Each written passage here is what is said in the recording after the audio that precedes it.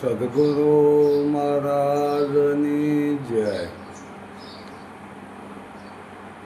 શું એ સમય છે રત્નાકર જ્યારે ઘૂઘવાટા મારતો અને એના મોજા જ્યારે ભેખડે ભટકાય અને એક ભાઈરું બની ગયેલું અને એ ભાઈરાની અંદર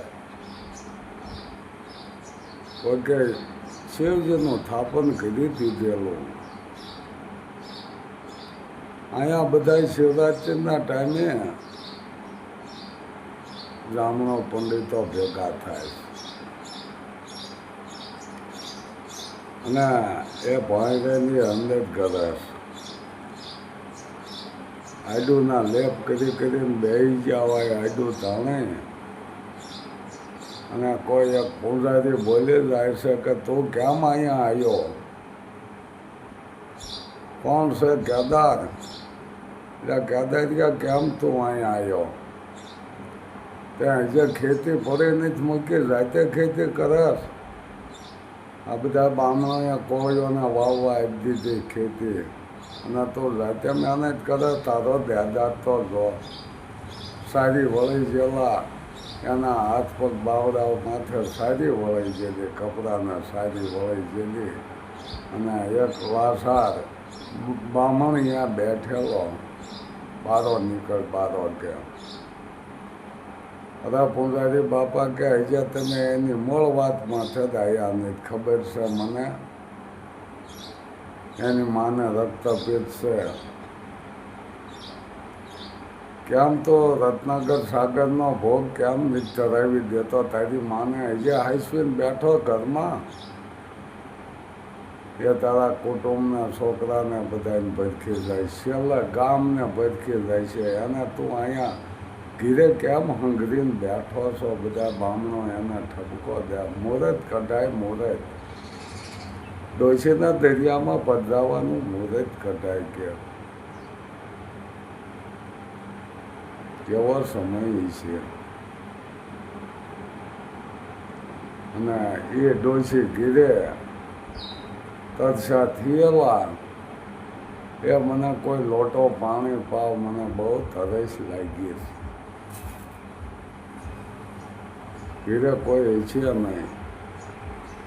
પાડોશી વાતો કરે લો એટલે ડોશી કે તરસી થઈ લાગે. દીકરાના વહુ ઘીરે નહીં હોય, દીકરો નહીં હોય, રાયડું નાખે તરસી. પણ બાપા કે એનો ઓસાયો લેવાય નહીં. એમ આપણને રોગ ભટકી જાય. બે વાતો કરીને હોના કામે વળગે. સોથી આકલ પાડી મને કોઈ પાણી પાવ. અને એ કોરિયામાં ખોયો હલવા માંડ્યું. 3-4 વર્ષનું છોકરું બેઠું થયું ખોયામાંથી બહારું આવ્યું. માં તમે અહીંયા અંધારે કેમ બેઠા? બહાર આવો બેટા. મારે બહારું ન અવાય. મારે તમારું મોઢું જોવું છે. અરે મારું મોઢું જોવા જેવું નથી. નાક મારું ખવાઈ ગયું છે. મોઢું મારે તૂટી ગયું બેટા. અહીંયા મારું મોઢું જોવાય એવું નથી. માં તમારે પાણી પીવું છે? મારી બા ઘીરે નથી કે આ બેટા એ હમણાં આવશે તો હોય રાખે. હમણાં આવશે. અહીંયા ન આવીશ, અહીંયા ન આવીશ. છોકરો ગોળામાં ગીરી ગયો. માં તમારે ના કહે હું થયું છે, મોઢે હું થયું છે. ડોસીને એ પડવું હાલ્યા જાય. આટલાના છેડે મૂકેલા. છોકરો ખોળામાં કેદાર આવે છે પણ એ તો ઠપકો આપ્યો તો પૂંજારીએ. કેદાર આવે છે તો છોકરો એની માના ખોળામાં. અરે ડોસી તારે આ છોકરાને ભરખી લાવો છે. જે ઉગતો આ કુમળો છોડ અને હું તારે ભરખી લાવો છે. છોકરાને તેડેલા છે. આજે મને ઠપકો આપ્યો છે બધાએ નાયક ભાઈઓએ કે આવા ડોસીને પધરાવી દે, દરિયાનો ભોગ એને મૂકી દે. તો બેટા તો મુહૂર્ત કઢાઈ આવ્યો. એ કે હવે કઢાઈ આવું. કાલનું મુહૂર્ત સારું પૂનમનું. અને કહેવાય છે કે એ મુહૂર્ત લેવાનું ઢોલ વાગતા જાય, એબેલ ગલાલ ઉડતા જાય, ડોશીના ખાવાના વાસણ એની પોટલીમાં બાંધી લીધા છે, એના કપડાય પોટલીમાં બાંધી માથે પોટલી મઠ ડોશીને વાંયા ઢોલ નગારા વાગતા જાય, હલ્યા જાય. દરિયાદેવનો ભોગ દેવા હલ્યા જાય છે. એ ડોશીને લઈ જાય છે ટેકરી માથે. હા ડોશી, હા બે ધૂપકો મારી દે, ધૂપકો હવે કઠમ થઈ જા, દરિયાદેવનો ભોગ આપી દે. આંકલા પડકારા મંડ્યા થવા, અને એ ઘોઘવાટા મારતો રત્નાગર સાગર ડોશીને વિકરાળ લાગ્યો. ડોશી પાછા પડવા ભરી ગયા, મંડ્યા ભાગવા. ભલે આડા ફર્યા બધાય.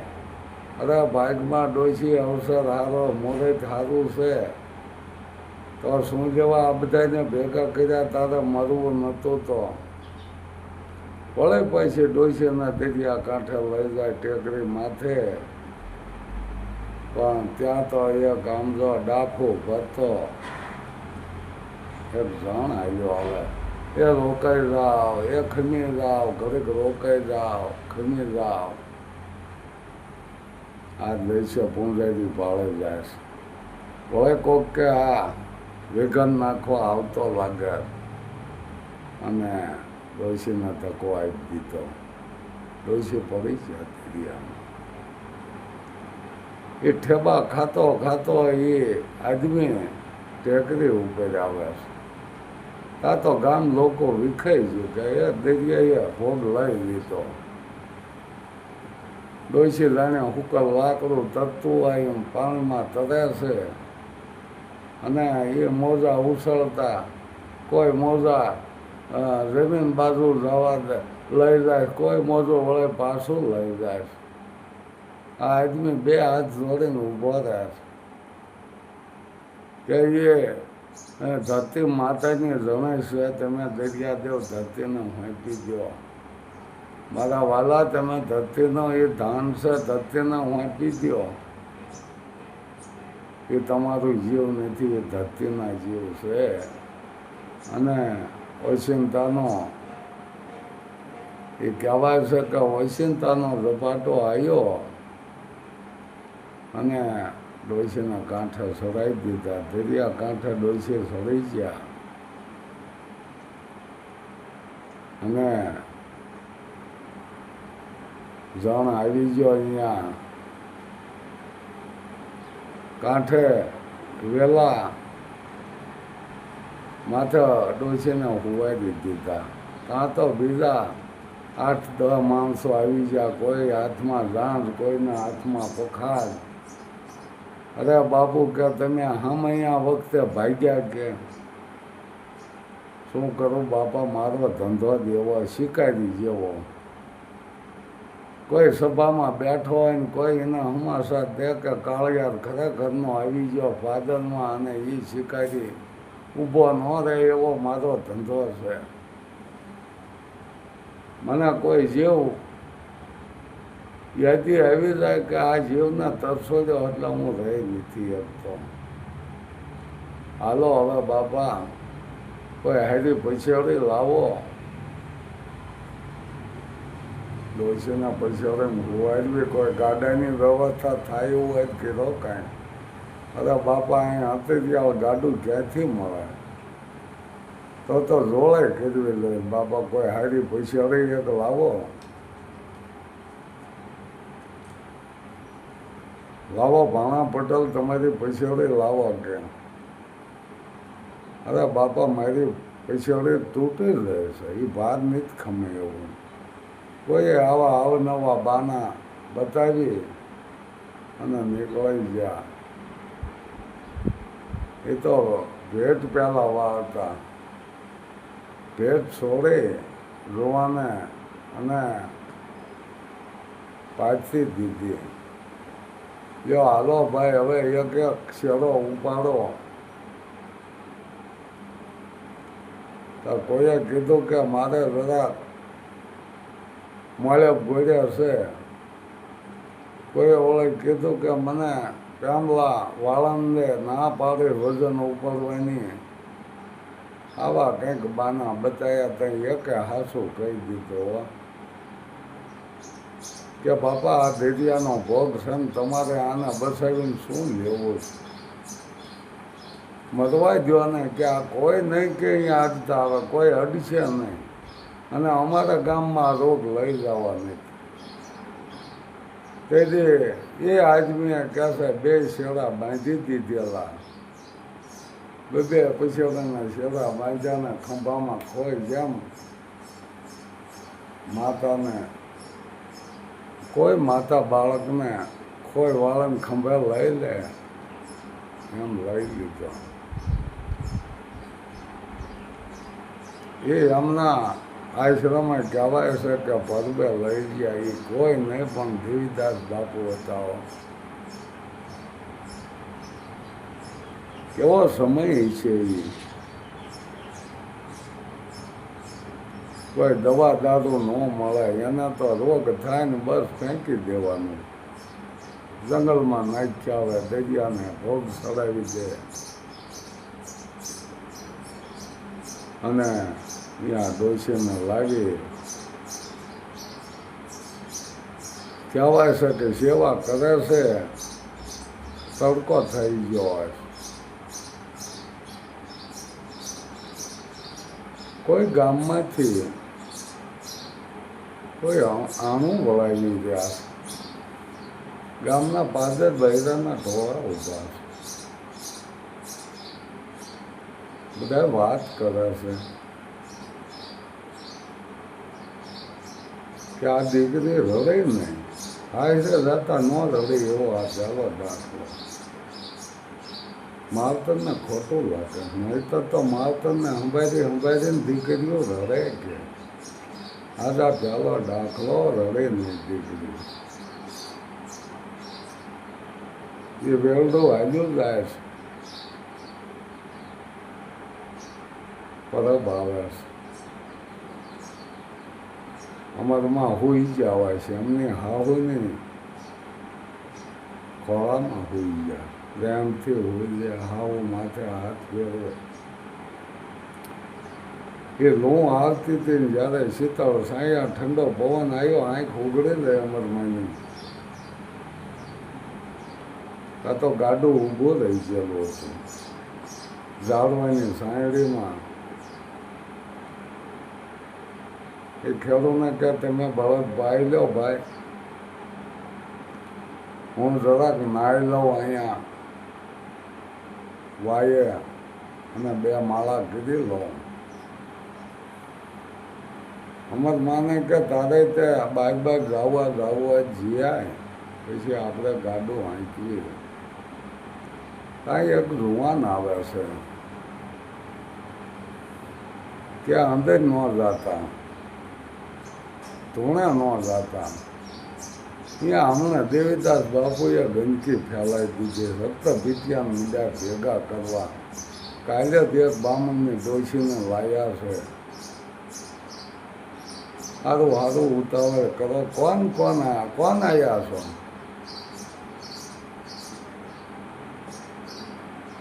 તો એ હોતે આવ્યો, મારો દીકરો આવ્યો છે એમને કે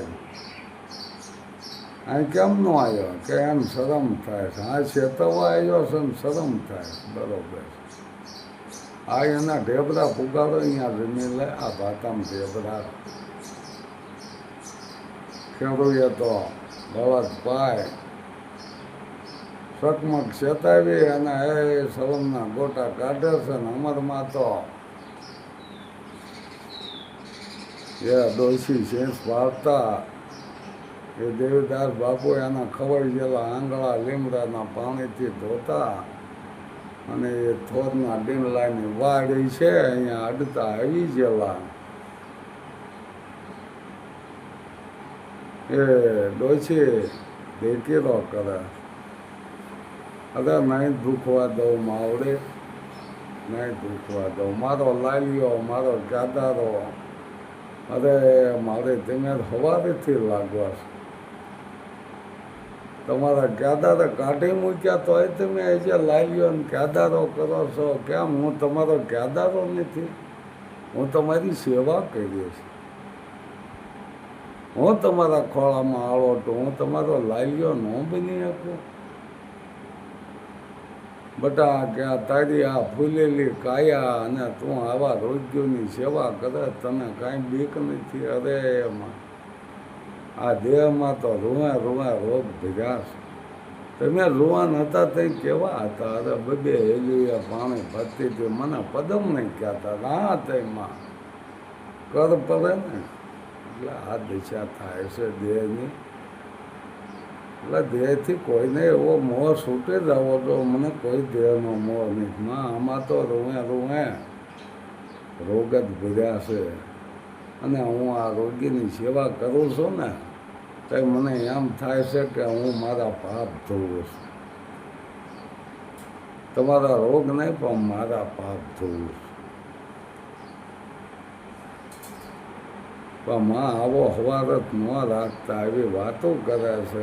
એ ધોવારી વળે લીમડાની પથારી કરી અને આ ડોશી માને હુવાર્યા ખાટલીમાં. ત્યાં તો અમરમાં અંદર બી આવેલા, આમનું ધ્યાન નથી. અહીંયા નહીં, અહીંયા નહીં, અહીંયા શું કામ છે? દેવીદાસ બાપુ રોકે છતાં એ બોલ સામું કોઈ ધ્યાન દીધું ને તક તક તાકી રહેશે. મને અહીંયા વિહામાં લેવા દો, ઘડીક બે આવવા દો. વાંસળીને થોડીક નાની એવી પથાર કાંબળે નાખી દીધી. બેસ બેઠા, તને શાંતિ મળતી ઘડીક બેસ. અને એ રામ સાગર ઉતાર્યો અને બે વાણી કરી. ગૌધન હાલ્યા જાય, એના વાસરા ખોવાય જોવાને ગૌધન હાલ્યા જાય. અમર માને એવું લાગે છે કે હું આ એક ગાયનું વાસરું ખોવાયેલું છું. એના મનમાં એવું લાગે છે આ વાણી ઉપરથી એને ટકવાર મળે છે. ભજન પૂરું કરી વળે પાછા રોડા પહેરી એને રોળે લઈને હલવા જાય. તે અમર માયા તો ઘરેમાં એક એક કાઢીને ઢગલો કરી દીધેલો. અરે દીકરી, અહીંયા કોઈ આવું ઘરેણાનું કોઈ દાન લેવાતું નથી. અહીંયા તો ટુકડો, ત્યાં હજી ટુકડો, અમે આ ટુકડા ઉઘરાવી છે. મારા ગુરુની દયા જ્યારામ ભાતે મને ગુરુ મળી ગયા તો હારો પત્તા બેનો છે તો કે એ ગાયોના સાણ વાયસીદા કરી અને મને આ સેવા કરવાનો તક મળ્યો છે કે કોઈ ભૂખ્યા દુખ્યાને ટુકડો આપજે. અને એ જગ્યાએમાંથી જ્યારે મને છૂટો કીધો ને ત્યાં મને આ જ ઉપદેશ આપેલો કે ભૂખ્યાને ટુકડો દીજે, સેવા કરીએ. તો અહીંયા આ દાન નથી લેવાતા. ત્યાં તો 5 હાથ કોઈ હથિયાર ધારી આવી ગયા કે આ રે અહીંયા, આ રે મારી અમરમાના આહુ માર છે. વાહે એનો દીકરો અમરમાનો ધણે અને વાહે 2-4 હથિયાર ધારી માણસો. માથેથી ઓઢણું ખસી ગયું. અમરમાને ખબર જ નથી. અરે પણ અહીંયા કેમ બેસી રહીશો? આ ગરાણું કેમ કાઢી લીધું? એ કે માં તમને દેવા મેં ઉતારી નાખ્યું. કેમ મને દેવા? તો કેમ માં કોને કે કોને દેવા ત્યાં ઉતારી? તા તો એનો તમે આગળ આવ્યો કે તમે શેટા ખાઈ જાઓ, આ બાવાનું બેન પાકતા પી નાખું. અરે આયર કે આવા શબ્દો તમારા મોઢામાં ન શોભે. હવે તો વાંક એટલે વળી જો પાછું થાય એવું નથી ને આ ઘરાણા લઈ જાઓ અને બીજે સડાવી દીજો, ઘર સંસાર માંડી લીજો. તેથી ઠપકો આપે બાવલિયાને કે આ બાવાઈએ કંઈક કીધું નાખ્યું છે. હાલો હાલો કે આ તો ઉતરેલું ધાન કહેવાય, હવે આપણે નકામું છે, હવે આપણને ન ખપે કરીને વિયાર જાય છે.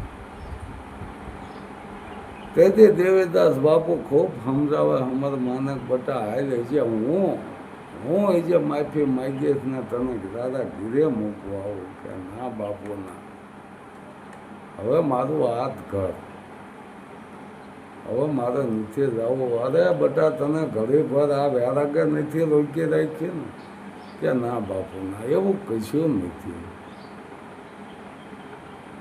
આમ જાણે વેરાગ લાગી જતા, શું એની વાતો કરવી. હવે એ જોડ્યો ફેરવીને દેવદાસ બાપુના પગ ઠવડાઈ ગયેલા. શું અત્યારે વાતો કરવી આ સંતો ભક્તોની, અત્યારના ગુરુજનોની આપણે શું વખાણ કરશું. કેટલી કસોટીઓ, કેટલી સેવાઓ કરીએ છે, એના નામ માથે આ બધું હાલી રહ્યું છે. આ એની કમાણી છે. પરબની તો વાત જ શું કરવી. હવે આ રક્તપિત્યાની સેવા કરવી એટલા જેને દુનિયા ફેંકે છે એને આવકારો આપે છે, દુનિયા જાકારો આપે છે અને આ સંતો આવકારો આપે છે. આ સંતો એના તો કેમ વિસરાય અને કેમ વેરાગ લાગી જાય, કેમ ભક્તિ લાગી. હા રેણી જોઈને ભક્તિ લાગી જાય છે કે આ દેવદાસ બાપુની રેણી શું કહે. સદગુરુ શાનમાં સમજાવે, શાન એક રેણી છે, એની રેણી જોવે ને ત્યાં નક્કી થઈ જાય છે કે ધન છે આ અવતાર લીધો. એ ધન્ય આવા ગુજરાતના સંતોને. સદગુરુ મહારાજ